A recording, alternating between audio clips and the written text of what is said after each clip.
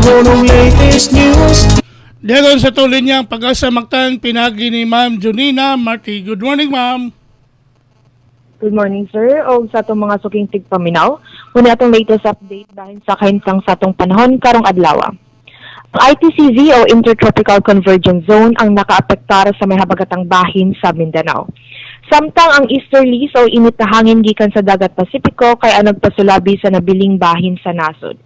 O para sa itong weather conditions sa Central Visayas, makasinatitag panagsama panganuron, ngadto na sa madug-umong nga kalangitan, kinuyogan sa mga patak-patak nga pag-ulan, pagpanagdug tungod sa easterlies.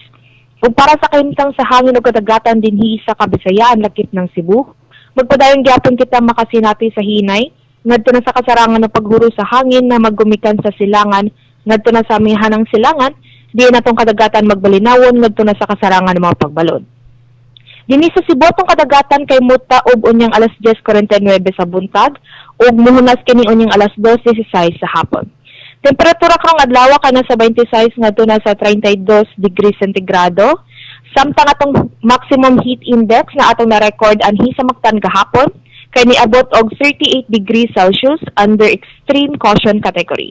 And for the next 2 days, expect gyapon kita between 37 to 38 degrees Celsius na heat index. Atong haring adlaw kay nisilang ganin na alas 5:37 sa buntag ug mosalap kini unyang alas 5:55 sa hapon. Philippine Standard Time kay alas 5:48 na. Og mo na atong latest weather update gikan diri sa buhatan sa DOST Pag-asa Mactan. Kini si Janina Marta, mayong buntag ug daghang salamat.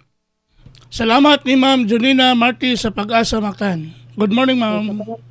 Good morning po. Okay.